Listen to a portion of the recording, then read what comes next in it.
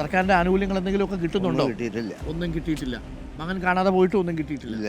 യഥാർത്ഥത്തിൽ അതൊക്കെ ശരിക്കും പറഞ്ഞാൽ സർക്കാർ ചെയ്തു കൊടുക്കേണ്ടതല്ലേ? ഒരു മകനെ നഷ്ടപ്പെട്ടാൽ, നമുക്കൊരു ദുരന്തത്തിലൊരു മകനെ നഷ്ടപ്പെട്ടാലോ അല്ലെങ്കിൽ ഒരു അംഗത്തിനെ നഷ്ടപ്പെട്ടാലോ നഷ്ടപരിഹാരം കിട്ടും. കടലിൽ പോയി മത്സ്യത്തൊഴിലാളിയെ നഷ്ടപ്പെട്ട ആര് നഷ്ടപരിഹാരം കൊടുക്കും അല്ലേ?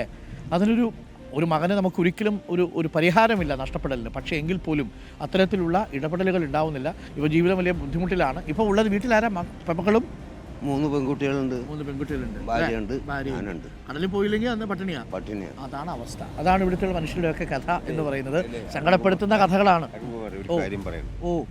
ഇയാളുടെ ഈ വിഷയം കടലുമായിട്ട് ബന്ധപ്പെട്ട് എന്തെങ്കിലും സംഭവിച്ചു കഴിഞ്ഞാൽ നിയമക്കുരുക്കൊണ്ട് അത് ആ നഷ്ടപ്പെട്ടവർക്ക് ഒന്നും കിട്ടിയിട്ടില്ല.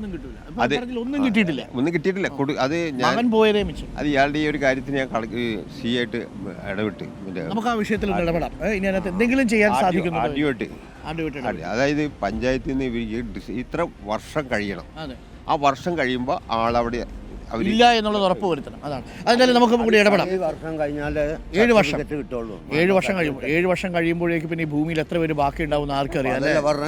അതുവരെ ഞാൻ ജീവിച്ചിരിപ്പുണ്ടാവും. അതാണ് അത് വലിയ പ്രസക്തമായി. അത്രയും കാര്യങ്ങളുടെ സാങ്കേതികത്വം ഒക്കെ കുറയ്ക്കേണ്ട സമയം കഴിഞ്ഞു. അതിന് നമുക്ക് ഇടപെടാം. നമുക്ക് പറ്റുന്നതോളം നമുക്ക് ചെയ്യാം.